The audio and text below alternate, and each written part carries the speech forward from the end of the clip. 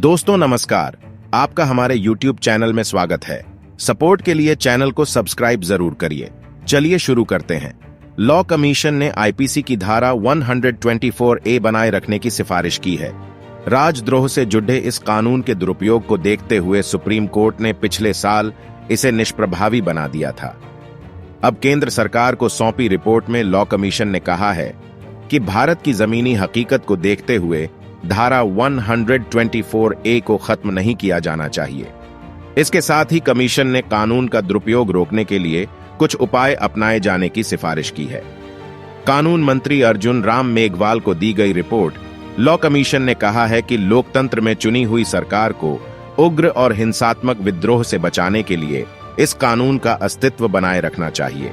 भारत में लगभग सभी आपराधिक कानून ब्रिटिश काल से चले आ रहे हैं, इसलिए सिर्फ धारा 124A को औपनिवेशिक विरासत बताकर नकारना सही नहीं होगा।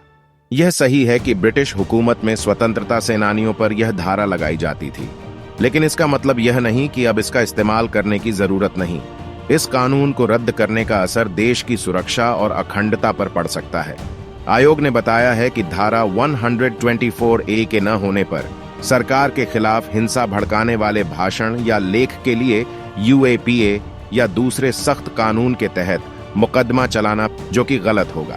ऐसे में आयोग ने सिफारिश की है कि धारा 124A को निरस्त करने की जगह उसका दुरुपयोग रोकने पर ध्यान दिया जाना चाहिए। धारा 124A को 10 से ज्यादा याचिकाओं के जरिए सुप्रीम कोर्ट में चुनौती दी गई है। इन याचिकाओं में इस कानून को अभिव्यक्ति की स्वतंत्रता के मौलिक अधिकार के खिलाफ बताया गया है। याचिकाकर्ताओं ने कहा है कि छोटे छोटे मामलों में भी इस कानून के तहत मुकदमा दर्ज किया जा रहा है। देश भर की राज्य सरकारें अपने राजनीतिक विरोधियों के दमन के लिए इस कानून का इस्तेमाल कर रही हैं। पिछले साल 11 मई को सुप्रीम कोर्ट ने मामले को सुनते हुए आईपीसी की धारा 124A को अंतरिम तौर पर निष्प्रभावी बना दिया था।